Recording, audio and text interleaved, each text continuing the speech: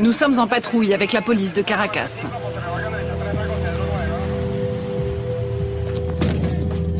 Ici, tous les déplacements se font armes au poing. Dans le dédale des rues du bidonville, chaque passant est un suspect. Très vite, c'est le premier appel d'urgence de la soirée. Les policiers viennent d'apprendre qu'une fusillade a éclaté dans un autobus, tout près d'ici. Quand nous arrivons, les passagers du bus sont encore sur place.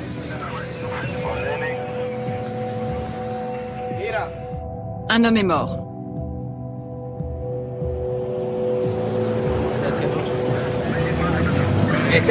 C'est la routine, c'est tous les jours. Et nous, on doit se taire parce qu'on nous dit que tout va bien, tout est parfait. La scène a duré quelques secondes. Une dizaine de coups de feu ont été échangés. Qu'est-ce qui s'est passé? Des mecs sont entrés pour nous voler. Et à un moment, l'un d'entre eux a couru vers le fond du bus. Il a commencé à frapper un homme. Il lui a crié « Baisse la tête, baisse la tête !» Après, je n'ai plus rien vu. J'ai juste entendu des tirs. Et ça arrive souvent? Tous les jours. C'est notre pain quotidien. La violence est devenue en quelques années un mode de vie pour les Vénézuéliens. Une réalité que la révolution socialiste tente de cacher, comme une de ses faces les plus obscures. Dans ce pays, son visage s'affiche partout, sur des immeubles entiers. L'incarnation de la révolution, Hugo Chavez, aurait-il trahi un à un tous ses idéaux? En plus de violence, on parle de censure, d'inégalité, de corruption et de népotisme. Enquête sur un libérateur qui a mis son pays en coupe réglée. Sur le grand mensonge d'Hugo Chavez.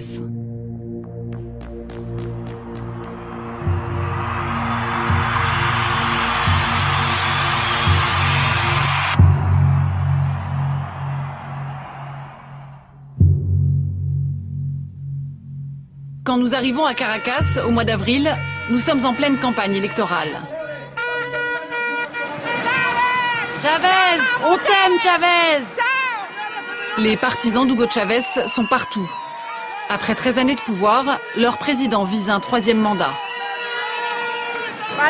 Allez, mon commandant! On continue le combat! On va gagner et fêter ça ensemble. Le jour de notre arrivée, nous allons assister à une des rares apparitions d'Hugo Chavez, qu'il adore mettre en scène.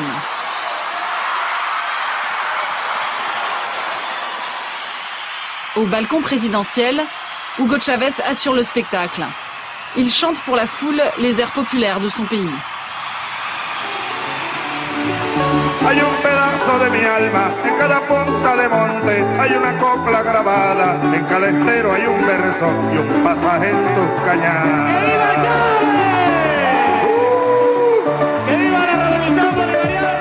Le président en fait des tonnes pour montrer sa bonne santé.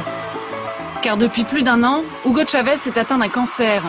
Grave, dit-on, même si personne n'en connaît les détails. Ce jour-là, il veut avant tout rassurer son peuple.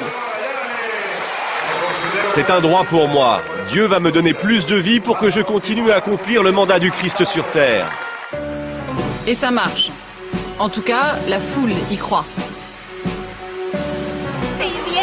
Il va bien, il va très bien et Dieu va le guérir totalement parce que je l'aime. Je l'aime tellement. Mais la réalité est très loin de cette image-là. Chavez a fait 2 rechutes en moins d'1 an. Au moment où nous tournons, nous sommes à 6 mois de la présidentielle. Gravement malade, il reste candidat, envers et contre tout. C'est la marque du président, l'histoire d'un homme qui a toujours forcé le destin. 4 février 92. Son premier contact avec le pouvoir passe par les armes. Nous sommes 6 ans avant sa première élection. Chavez est un petit lieutenant-colonel, inconnu au Venezuela. Avec un groupe de militaires, il tente un putsch contre le président en place, élu démocratiquement. Après quelques heures de combat, l'armée loyaliste encercle les putschistes. Chavez accepte alors de se rendre, mais à une condition particulière. Il veut s'exprimer à la télévision. Dès le départ, son combat passe par les médias. Voilà, il n'y aura pas de questions, il va faire une déclaration, et puis il va s'en aller. Malheureusement pour l'instant, nous n'avons pas atteint les objectifs que nous nous étions fixés dans la capitale. Il est temps d'éviter un bain de sang, il est temps de réfléchir, des situations nouvelles vont venir, et le pays aura droit à un avenir meilleur.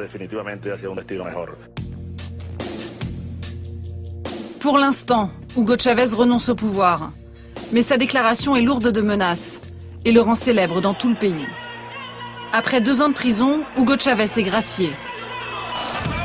19 avril 1997, il crée son parti, le Mouvement pour la Ve République. Le militaire putschiste se transforme alors en homme politique. Son programme ? Santé et éducation gratuite. Nationalisation des industries clés. Nouvelle constitution, autour d'un président plus fort. Nous représentons l'espoir de tout un peuple, voilà pourquoi nous sommes si populaires. 6 décembre 1998, Hugo Chavez est élu président. Dans les rues de Caracas, il salue ses centaines de milliers de partisans.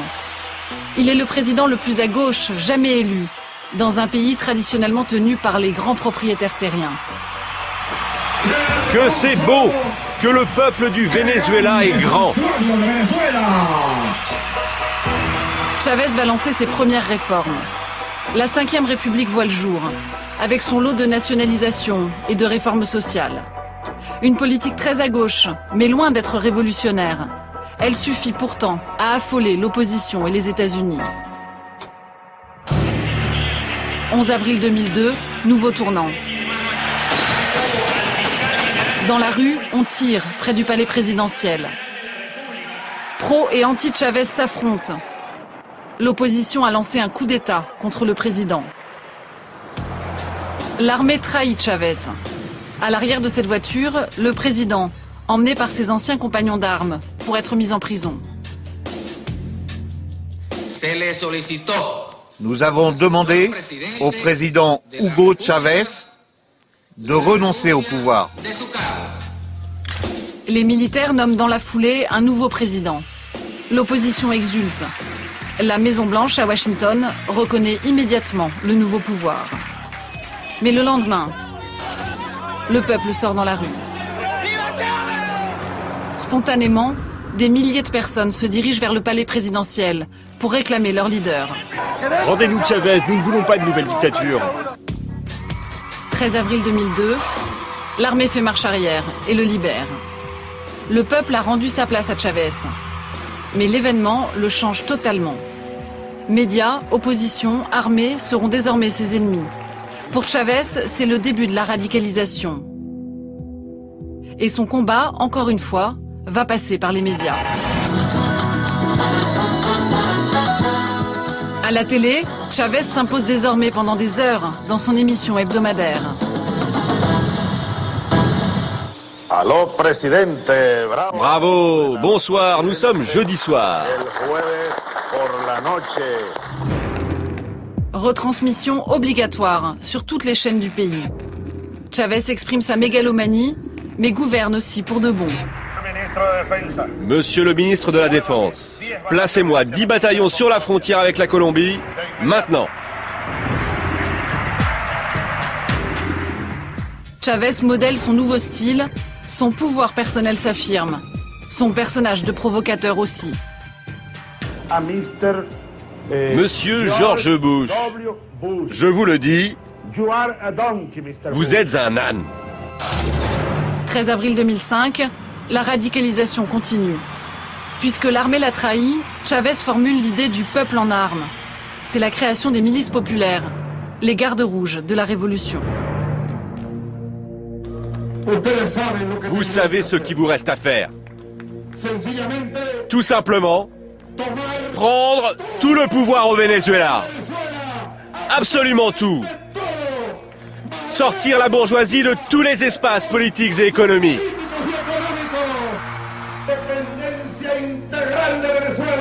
Des milliers de civils en uniforme sont armés pour défendre la révolution.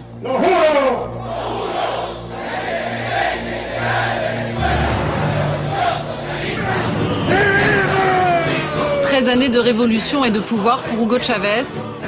Pour la population, 13 années de violence croissante. Le pays serait devenu le plus meurtrier de toute l'Amérique latine. Mais curieusement, il n'existe ici aucune statistique officielle des homicides.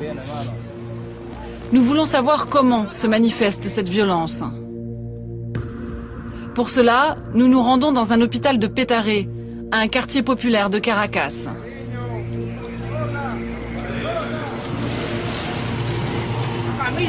Un brancard, vite, un brancard! Dans les bras de son père, Jesus, 24 ans. Aide-moi à le porter!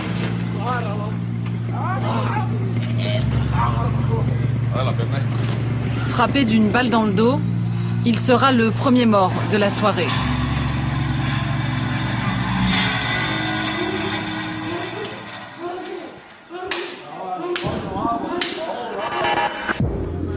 Dans cet hôpital, toutes les nuits se ressemblent.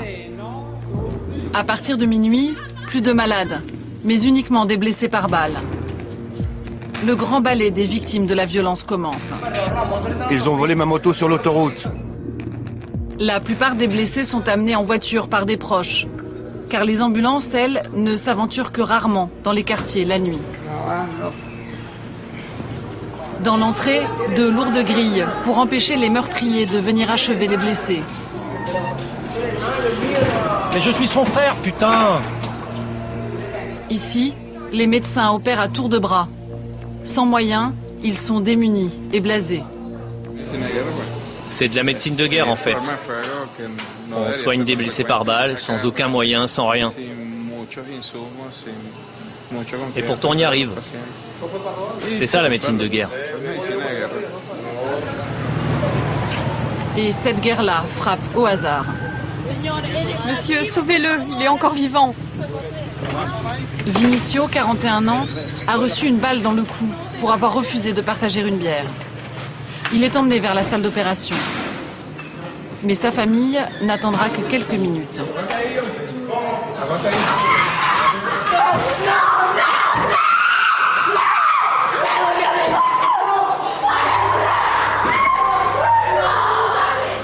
Les médecins n'ont pu que constater. Car depuis 2004, le gouvernement a cessé de publier les chiffres de la violence. C'est le tabou ultime de la révolution. Ce que le pouvoir ne veut à aucun prix montrer. Nous allons chercher à nous procurer ces chiffres. Notre première étape nous emmène à Bellomonte, la morgue principale de Caracas. C'est ici que les hôpitaux de la ville déposent au petit matin les cadavres de la nuit. Nous y retrouvons Esperanza, dont le mari a été tué il y a à peine quelques heures. Je pense qu'il faut parler. Parce que les gens doivent savoir. Ils veulent nous faire taire, dire que rien de tout cela n'arrive, mais c'est faux. Ils veulent cacher le soleil avec un doigt. Mais tout le monde connaît la réalité de ce pays. Esperanza retourne attendre avec ses proches qu'on lui rende le corps de son mari. Pendant ce temps, autour de la morgue, les journalistes locaux commencent à arriver. Puisque le pouvoir ne publie plus les bilans des homicides, ils viennent ici tous les jours, directement à la source, compter les morts de la nuit. Ils dressent ainsi leurs propres statistiques. C'était le deuxième des 3 frères. Et pourquoi ils l'ont tué? Pour sa moto? Je ne sais pas. Ce jour-là, les journalistes recenseront 17 morts par balle, pour une seule nuit à Caracas. Un décompte artisanal que nous voulons vérifier. L'intérieur de la morgue est désormais interdit à la presse. L'entrée est gardée par des militaires. À l'accueil, avant l'ordre de Chavez, nous disent les journalistes, un registre consignait les morts de la nuit. En caméra discrète, nous rentrons dans la morgue et demandons à connaître les chiffres des homicides. Bon, le chef me dit qu'il ne vous répondra pas, que pour toutes les questions, il faut aller à la direction de la police. Ici, je n'aurai rien. On m'a dit qu'avant 2004, on pouvait savoir. Qui t'a dit ça? Tous les journalistes, ceux qui ne peuvent pas rentrer. Ce sont les ordres, d'en haut. D'en haut? Écoute, va donc à la direction de la police, ils vont te répondre. La direction de la police dépend directement du ministère de l'Intérieur. C'est donc elle qui devrait centraliser les statistiques du pays. Sur place, nous rencontrons la responsable de la presse. Elle semble surprise de notre demande. Mais la presse n'a pas été convoquée aujourd'hui, il n'y a pas eu de convocation ni rien de tout ça. Pourquoi? Parce que les journalistes ne viennent que quand ils sont convoqués? Bien sûr. On m'a dit qu'avant, ici, il y avait une salle de presse et qu'ils publiaient des chiffres. Avant? Mais c'était il y a des années. Ministère, police, justice, aucune institution ne nous donnera finalement ces chiffres de la violence. Notre enquête continue. Nous voulons à présent comprendre pourquoi le pouvoir s'acharne à occulter ces faits. Comment le gouvernement justifie-t-il le déni d'une des réalités les plus importantes du pays? Diosdado Cabello est le bras droit d'Hugo Chavez. Patron de l'Assemblée nationale, c'est lui qui exerce le pouvoir quand le président se fait soigner pour son cancer. Comme tous les membres du gouvernement, Diosdado Cabello a refusé toutes nos demandes d'interview. Mais il donne de temps à autre une conférence de presse dans un local du parti. Nous avons la chance d'accueillir Diosdado Cabello, président de l'Assemblée nationale. Ce jour-là, Diosdado Cabello commente les sondages du parti, favorables au président Chavez.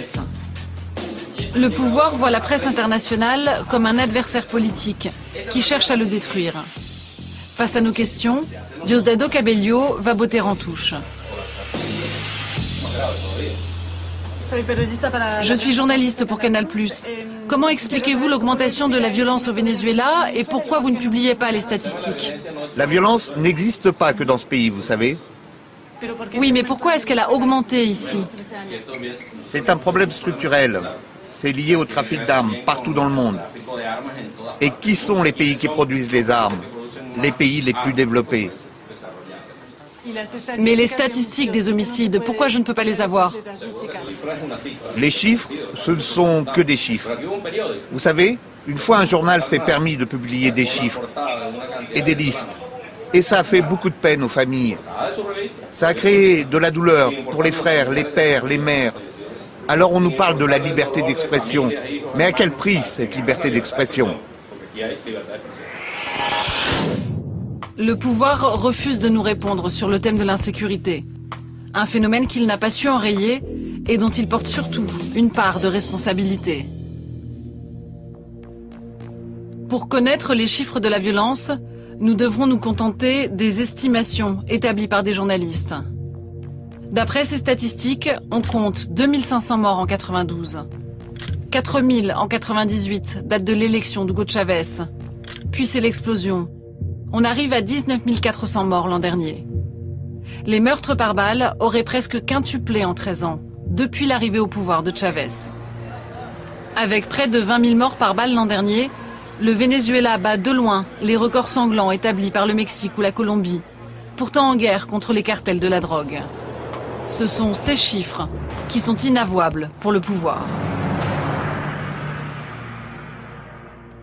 Cette violence se vit au quotidien dans les quartiers. Les gangs en sont les principaux responsables. Nous nous rendons à Katia, un des quartiers les plus violents de Caracas. Nous parvenons à rentrer en contact avec un de ces gangs. Le rendez-vous est fixé dans leur QG, un local situé sur un point haut. D'ici, la bande peut contrôler le quartier, surveiller les entrées et les sorties. Le gang est formé d'une douzaine de garçons. Ils vivent de petits trafics de drogue et sont surarmés. Roberto est leur chef. Il est le plus âgé. Moi, j'ai 25 ans. Moi, 18. Moi, j'ai 17 ans. Presque des adolescents, mais habitués à tuer pour rien. Armes lourdes, armes de poing, le gang étale son arsenal. Et encore, on n'a pas sorti tout ce qu'on avait. C'est rien, ça. C'est un petit échantillon de ce que l'on a. C'est qu'un avant-goût pour l'ennemi. Ça, c'est un Glock. Mais c'est une arme de policier. Ouais, mais maintenant elle est plus aux flics. Elle appartient à la racaille.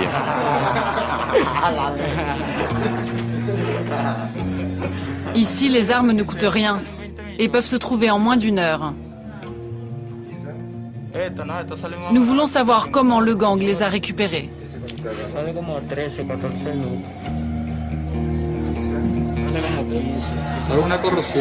Tout ça, c'est la corruption. Si les autorités n'étaient pas si corrompues, on n'aurait pas ces armes dans les mains. Vous avez des armes qui viennent de l'armée? Ouais, bien sûr, ça vient d'eux. Non, je vais te dire.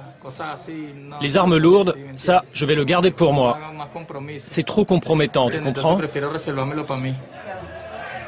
Mais celle-là, elle vient bien de la police. Oui, ça c'est une arme du gouvernement. Un Glock de 9 mm. Bien sûr, c'est des armes du gouvernement. Et on les récupère. Ils les vendent et on les récupère comme ça, sur le marché. Demain, si le gouvernement s'en prend à nous, nous on est une famille. On est très nombreux. C'est pour ça qu'ils ont intérêt à rester calmes. On est plus armés que la police. Une police corrompue et impuissante, elle ne serait pas la seule source d'approvisionnement des gangs. Car la révolution, elle aussi, a distribué des armes dans tout le pays, à des milliers de civils. Après le coup d'État raté de 2002, Chavez, trahi par l'armée, créait les milices populaires pour la remplacer. Ces civils en uniforme, chargés de défendre la révolution. Ces milices sont composées aujourd'hui de plus de 130 000 personnes. Des civils, hommes et femmes, volontaires et de tous âges. Ce matin, c'est journée de recrutement dans le parc de Carabobo à Caracas. Le pouvoir d'attraction des milices est toujours le même. Les nouveaux candidats affluent. Aujourd'hui, on est des milliers, et bientôt on sera des dizaines de milliers, et des millions, pour nous défendre. Et qu'ils essaient de nous prendre nos richesses, et qu'ils essaient de tuer nos enfants. On est prêt à les recevoir, pas vrai ? Plus que les entraînements ou la discipline militaire, ce qui compte avant tout, c'est l'endoctrinement, la formation idéologique. Ici, on chauffe le peuple à blanc, en l'entretenant dans l'idée d'une agression imminente. Les milices servent à organiser le peuple pour que les gens apprennent à s'entraider. Et surtout à se préparer pour tous les types d'attaques. Si jamais un empire voulait s'emparer de nos richesses. Mais quel type d'agression ? Comme ce qu'ont fait les Américains en Libye, par exemple. Ça, ils ne vont pas pouvoir le faire ici.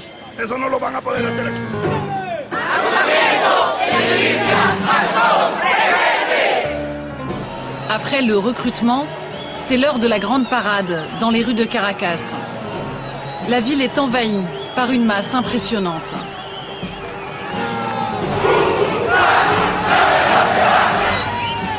En une journée, des dizaines de milliers de civils sont mobilisables, en uniforme. Des militants organisés et prêts à tout pour leur président. On va se les faire, les bourgeois. On va leur mettre du plomb. Nous voilà enfin, le peuple en armes. Car si ce jour-là, les milices défilent sans armes, en réalité, tous les week-ends, ces civils s'entraînent dans des forts militaires.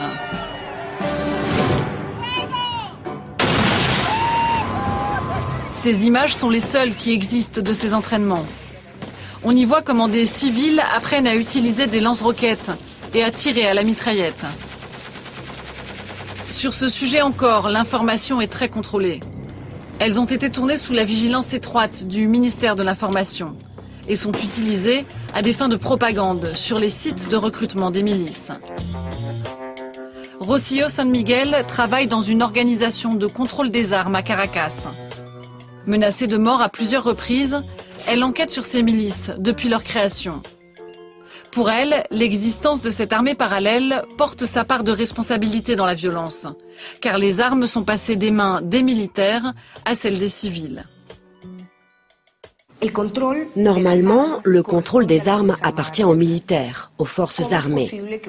Comment un petit pays de 29 millions d'habitants peut avoir autant d'armes en libre circulation, non contrôlées? C'est parce que le gouvernement a décidé à ce moment-là de créer un nouveau corps armé.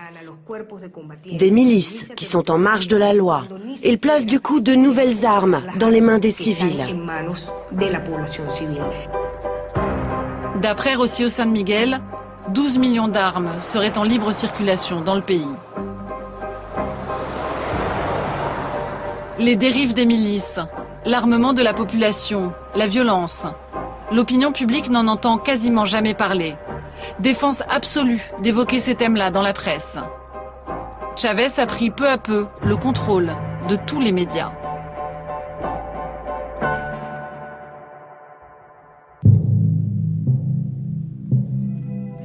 Barricadés, encerclés par des barbelés, une seule chaîne résiste encore aujourd'hui. Nous sommes à Globovision, la dernière télé d'opposition du pays. Accusée d'avoir soutenu le coup d'État de 2002, les autres chaînes privées ont été fermées ou se sont soumises au pouvoir. Globovision n'a survécu que parce que sa licence va jusqu'à 2013. Elle a 8 procès en cours avec le gouvernement. Et c'est sur le terrain que son travail est le plus difficile.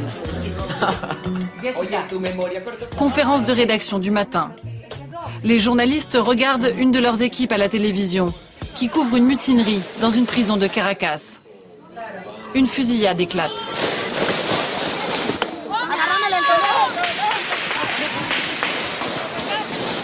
La prison de la Planta est un repère des gangs. Les détenus sont armés. Ils ripostent aux tirs de la police. Voici la situation que nous vivons en direct de la prison de la Planta. Malgré les tirs, accroupie par terre au milieu des civils, Gabriela, la journaliste de Globovision, continue le direct. Nous restons ici bien sûr pour vous donner toutes les informations. Mais quelques secondes après la fusillade, la police évacue l'équipe de journalistes.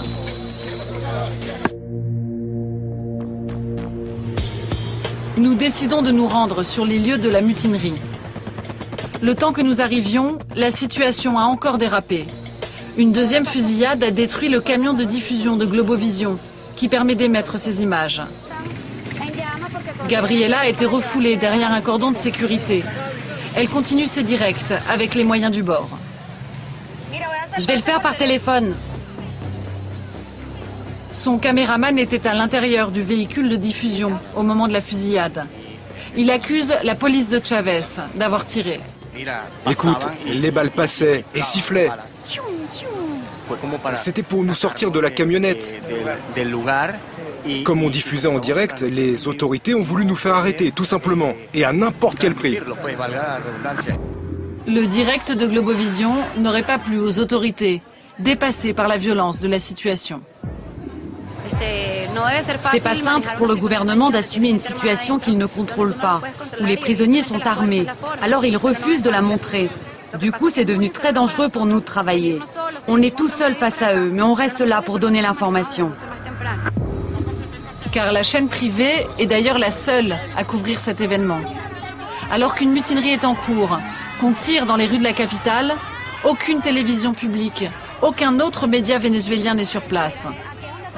Un déni d'information qui exaspère un peu plus les familles des prisonniers.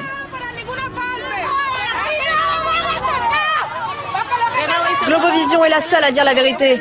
Les autres chaînes ne sont pas là. C'est vrai. Globovision est tout seul depuis ce matin quand ils ont commencé à tirer. Alors du coup, on tire sur leur véhicule et on leur crève les pneus. Pourquoi? Parce qu'on n'a pas le droit de dire ce qui se passe. Mais c'est ça la réalité de ce pays.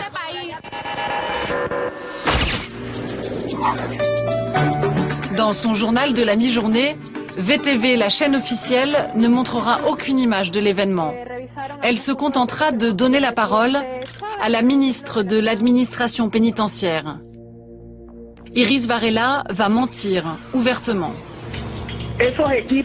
Ces équipes sont sur place pour créer du désordre, alors que nous contrôlons en fait parfaitement la situation. Ils disent que la garde civile a fait usage de ses armes, qu'il y a eu échange de tirs. Je vais être très ferme. Je dément absolument cette information. Je dis à ces messieurs de Globovision qu'ils arrêtent le show. Ils veulent créer une situation de violence, ils n'y arriveront pas.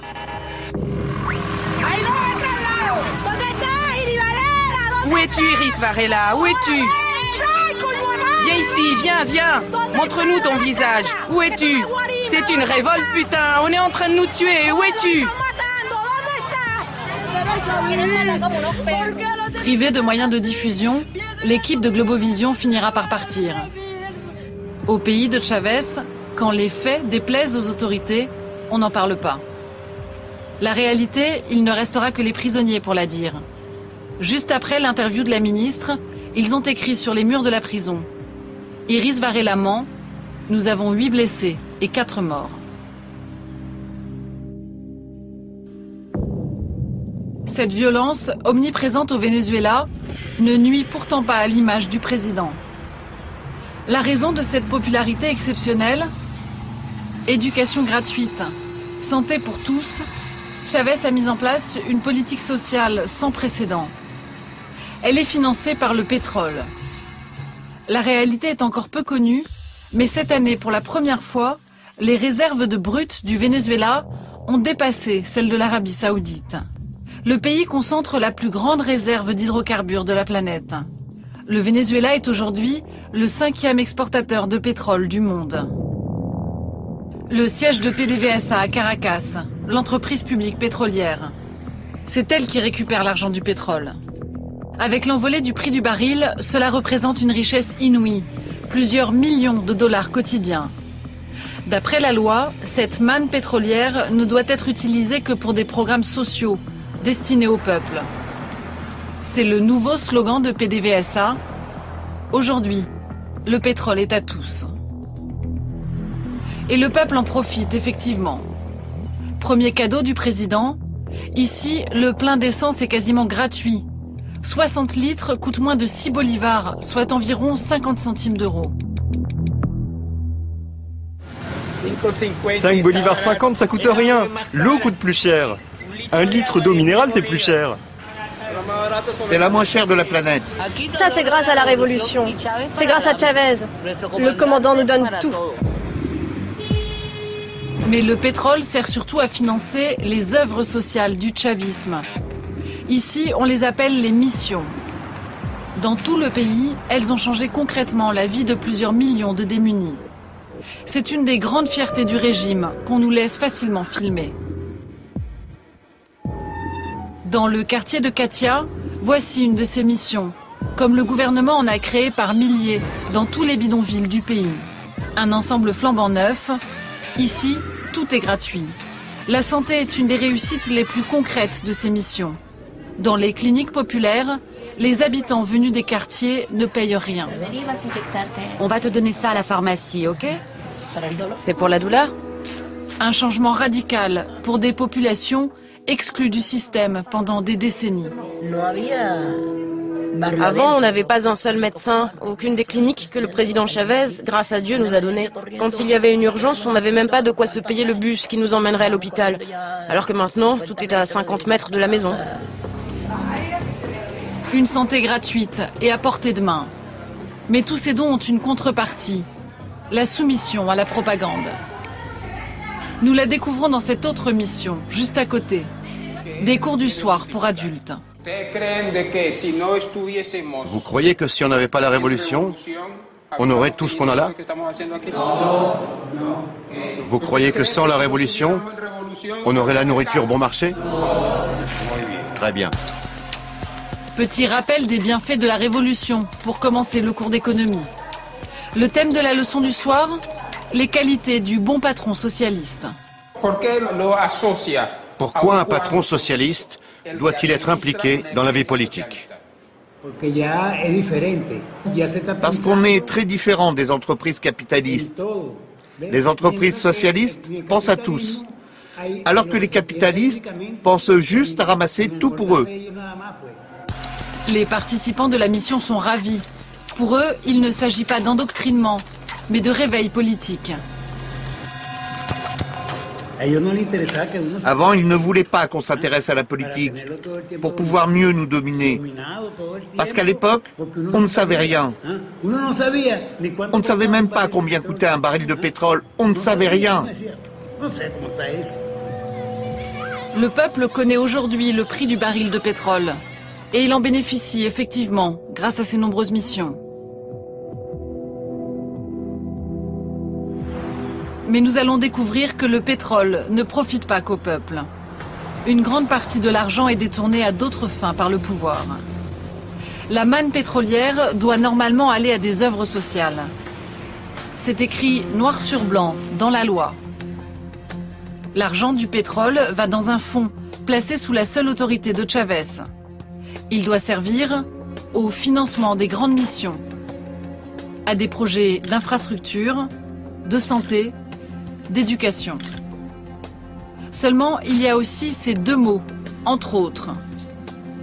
C'est dans cet « entre autres » que tout se joue. Le pouvoir ne révèle jamais comment l'argent de ce fonds est redistribué. Mais nous nous sommes procuré un document confidentiel qui n'aurait jamais dû sortir du ministère des Finances. Ce bilan décrit dans le détail la répartition de l'argent du pétrole pour l'année 2010. Le budget total, faramineux. Okay, so we know the couple left the museum in a new grey Mercedes. So, 6:30 a.m., a A-class is parked a few meters outside the front door. Oh, it's the couple and their accomplices. So it's a B-class, parked out front, same thing. They come out with accomplices. Okay, but one of the witnesses said that the car was definitely a coupe. So a coupe it is. Hold on. Aren't we forgetting something here? What? The pieces of art? He's right. So, 6:30 a.m., they all come out. Now they've got big bags. They must have needed a really big car. It's the shooting break. Unless...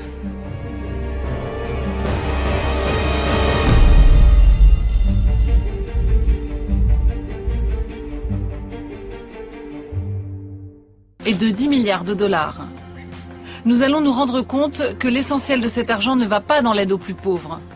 Chávez s'en sert pour faire des cadeaux à l'étranger, des dons à ses alliés idéologiques. À Cuba, par exemple, construction d'une usine, 59 millions de dollars. Autre projet, au contour plus flou, d'une commission d'aide à Cuba, 263 millions de dollars. Au total, le régime de Fidel Castro a perçu 1,6 milliard de dollars en 2010, grâce au pétrole vénézuélien. Et la liste des pays bénéficiaires est longue. En plus de Cuba, d'autres régimes de gauche latino-américains, Guatemala, Bolivie, Nicaragua, Équateur. Mais Chávez ne se limite pas à l'Amérique latine. On retrouve également l'Iran, la Syrie et des pays de l'Est, comme la Biélorussie et la Russie. D'après nos calculs, sur cette année, plus d'un tiers des dépenses de l'argent du pétrole ont été versées à l'étranger, et non à l'aide aux plus démunis, comme le prévoit la loi. La diplomatie du pétrole a permis au président vénézuélien de s'imposer en acteur incontournable sur la scène internationale. C'est un coup d'éclat à l'ONU, le 20 septembre 2006, qui le lance dans cette voie-là. Ce jour-là, Chávez prend la parole au lendemain d'un discours de George Bush, à la tribune même où le président américain a parlé.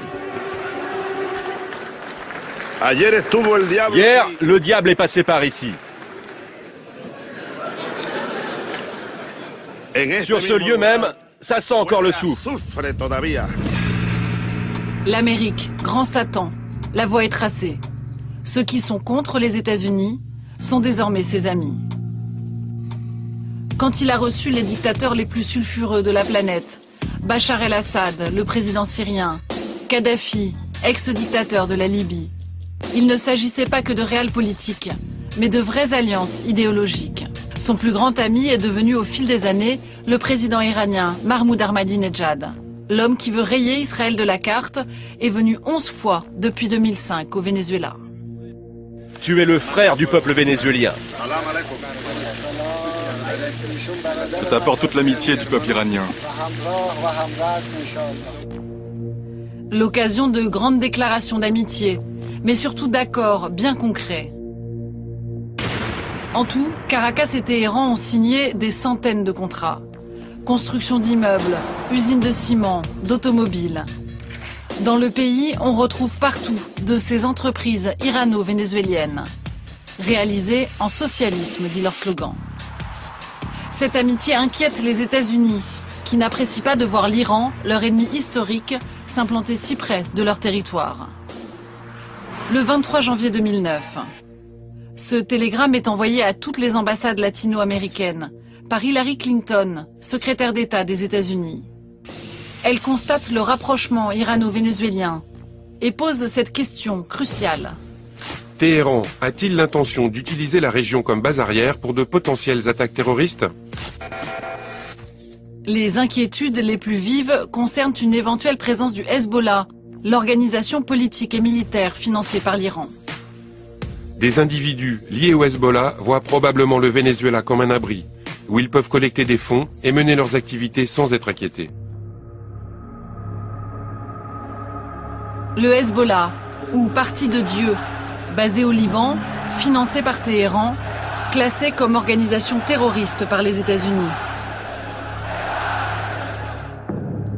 Au Venezuela, des responsables financiers de l'organisation seraient présents pour récolter des fonds auprès de la communauté libanaise. Un doute relayé par le département du Trésor américain. En 2008, il gèle les avoirs de 4 d'entre eux, dont il diffuse les noms. Parmi eux, celui de Fouazi Canaan. Il est décrit comme un militant du Hezbollah et un important collecteur de fonds pour l'organisation. Une adresse est diffusée. Fouazi Canaan aurait une agence de voyage à Caracas. Nous nous rendons sur place, mais l'agence a fermé. Les commerçants du quartier nous procurent l'adresse de la nouvelle agence qui leur est ouverte. Altamira, dans les quartiers chics de Caracas, nous attendons celui que les États-Unis présentent comme l'un des plus importants collecteurs de fonds du Hezbollah de la région. Nous allons nous présenter comme des journalistes, mais sans dire que nous filmons. Fouazi Canaan va démentir tout lien avec le Hezbollah, tout en prenant la défense de l'organisation. J'ai vu que votre nom a été cité dans un rapport du Trésor américain. Mais c'est un mensonge, ce sont des menteurs. Alors pourquoi votre nom apparaît? Non, ça, ce sont les Américains qui le disent. Mais ce sont eux les terroristes. Ils tuent des gens en Irak, en Afghanistan, partout. Ce sont eux les terroristes. Le Hezbollah défend son pays. Je ne les défends pas, mais je suis libanais. Je dois dire la vérité, le Hezbollah, c'est un parti libanais qui aide son peuple. Mais surtout, nous apprenons qu'après diffusion du rapport américain, aucune enquête n'a été menée. Fouazi Canaan n'a jamais été inquiété par le pouvoir. Au contraire, il serait même protégé. Le ministre des Affaires étrangères vénézuélien m'a appelé. Oui, le ministre en personne a pris son téléphone pour me dire directement « Ne vous inquiétez pas, il n'y a rien. Tout ça, c'est juste de la propagande contre Chavez. » Chavez, protecteur du Hezbollah, financier de tous les anti-américains, le pouvoir et le pétrole du président lui ont servi à se construire une image de héros anti-impérialiste. Mais d'après l'opposition, ce révolutionnaire, dans sa générosité, n'a pas oublié sa famille. En 13 ans de pouvoir, Hugo Chavez aurait fait la fortune de son clan. Pour le vérifier, nous décidons de nous rendre dans l'état de Barinas, le fief des Chavez, que sa famille n'a jamais quitté.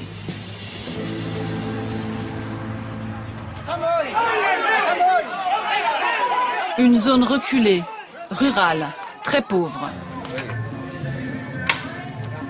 C'est ici, dans le petit village de Sabaneta, qu'Hugo Chavez est né.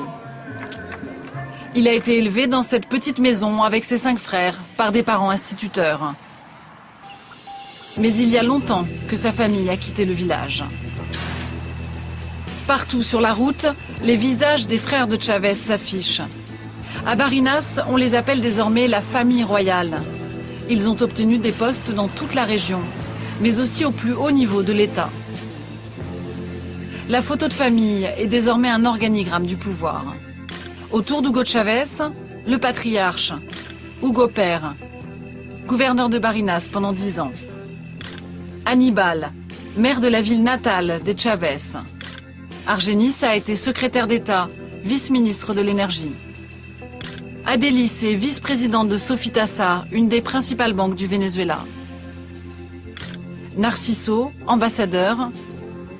Adán, ex-ministre de l'Éducation, actuel gouverneur de la région. 6 frères au pouvoir, autour d'Elena, la mère, la véritable chef du clan, d'après la population. L'opposition accuse la famille de Chávez d'avoir fait fortune grâce au président. Pire, les proches du héros de la Révolution se seraient transformés en immenses propriétaires terriens. Un seul homme dans la région a osé dénoncer cela. Wilmer Asuaje est un ex-chaviste. Il a été élu sous les couleurs du président. Mais il a quitté le parti quand il a vu les Chávez s'enrichir en quelques années. Il n'y a aucun doute. Ils sont aujourd'hui les plus riches de Barinas. Et pire, ce sont des propriétaires terriens, eux qui les ont tant critiqués. Wilmer Asuaje veut nous montrer que le clan possède aujourd'hui quasiment toute la région. Eux qui n'avaient rien quand Chávez a été élu, ont acquis en 13 ans des milliers d'hectares. Il nous emmène devant une première finca, ces domaines immenses hérités de la colonisation espagnole. Voilà, la Malagueña. D'ici jusque là-bas, tout est à eux. Wilmer Asuaje nous explique le système. Pour camoufler leur fortune, les Chávez n'achètent jamais les terres en leur nom. Ils utilisent des hommes de paille, des prête-noms. Celle-là est au nom de Nestor Izarra. C'est un de leurs employés. Il leur prépare à manger. Les Chávez l'ont mis à son nom. Ça représente des milliers d'hectares avec le meilleur bétail de toute la région. Jamais quelqu'un d'aussi pauvre n'aurait pu acheter du jour au lendemain une propriété comme ça. Nous avons récupéré l'acte de vente de la propriété. Son prix, 800 millions de bolivars, soit 150 millions d'euros, effectivement payé par Nestor Izarra, employé des Chávez. Une somme impossible à trouver pour un simple cuisinier. Et quand on leur demande, les voisins savent bien qui sont les vrais propriétaires de la Malagueña. Elle est où la finca des Chávez? Celle-là? C'est bien la Malagueña? Vous allez voir le portail, il y a un petit panneau, c'est écrit « Propriété de la Malagueña ». Et après, tout est à eux. Wilmer Asuaje va nous emmener devant d'autres propriétés. Tout ce que l'on voit depuis qu'on roule sur ma gauche, tout ça est aux Chávez, tout ça. Et c'est facile à reconnaître, parce que pour aller chez eux, la route est goudronnée. Une à une, devant des fincas dont aucune n'est à leur nom. Les gens du pays nous indiquent les propriétés des Chávez. Celle-là est au nom de leur nounou. Elle est où la finca des Chávez? Et celle du frère Narciso? C'est l'autre, à côté? Merci. Au total, les Chávez posséderaient 17 fincas, un territoire équivalent à la moitié de la Martinique. Comment une simple famille d'instituteurs s'est transformée en propriétaire de plusieurs dizaines de milliers d'hectares? Wilmer Asuaje a déposé plusieurs plaintes pour népotisme et enrichissement illégal. Aucune d'entre elles n'a pour l'instant abouti. À l'image du président, la famille de Chávez ne se montre que rarement et ne répond jamais à la presse. Mais ce jour-là, nous apprenons qu'un événement est organisé pour la fête des mères.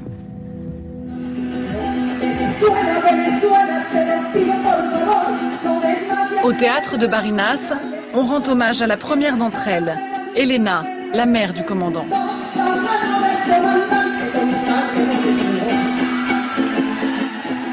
Elena est assise au premier rang. À ses côtés, avec une casquette rouge, le père d'Hugo Chávez, diminué par un accident cérébral. Nous sommes arrivés au cours de l'événement. Dans l'ambiance de fête et au milieu de quelques photographes officiels, nous réussissons à ne pas nous faire remarquer. À Barinas, être la mère de Chávez, c'est être la mère de Dieu. Sa simple présence provoque une ferveur quasi religieuse.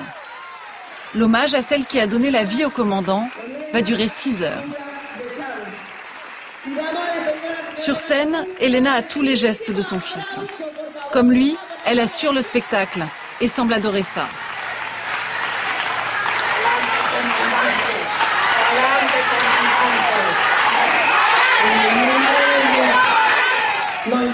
Ça n'est pas important d'être la mère du président. Je suis un être humain comme tout le monde, comme toi, comme toi. J'ai donné vie à mon fils et je vous l'ai donné à vous et à la patrie, pour que vous le preniez. Ce matin, on m'a demandé, « Madame, qu'est-ce que vous voulez comme cadeau de fête des mères de la part du président ?» Et j'ai dit, « Rien. Je n'ai jamais rien demandé à mon fils. Dites-lui juste qu'il vienne à la maison manger avec moi. Et ce sera mon plus beau cadeau. » Après son discours, Elena quitte la salle. Nous l'attendons à la sortie du théâtre. Vous avez dit dans votre discours qu'Hugo Chavez ne vous a jamais fait de cadeau. Non, il m'a fait quelques cadeaux, mais je ne lui ai jamais rien demandé. Mais oui, il m'a offert quelques cadeaux, des boucles d'oreilles en or, une orchidée en or. Votre famille à Barinas s'est enrichie depuis qu'Hugo Chavez est au pouvoir? Non, Seigneur, non, Dieu nous en protège, nous n'avons aucune richesse. On nous a dit que vous aviez 17 fincas dans la région. Non, non, ils disent aussi que j'ai des maisons à Miami.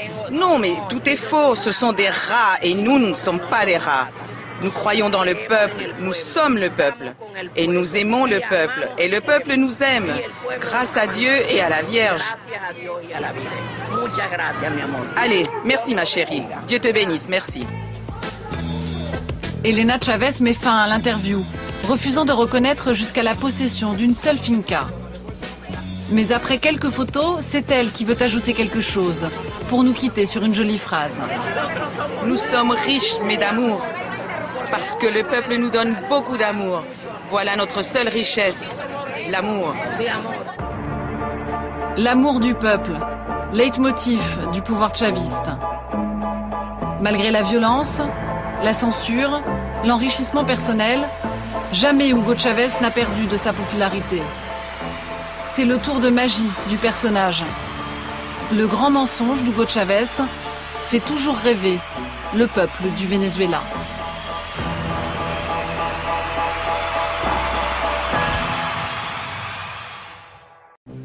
Okay, so we know the couple left the museum in a new grey Mercedes. So, 6:30 a.m., a A-class is parked a few meters outside the front door. Oh, it's the couple and their accomplices. So it's a B-class, parked out front, same thing. They come out with accomplices. Okay, but one of the witnesses said that the car was definitely a coupe. So a coupe it is. Hold on. Aren't we forgetting something here? What? The pieces of art? He's right. So, 6:30 a.m., they all come out. Now they've got big bags. They must have needed a really big car. It's the shooting break. Unless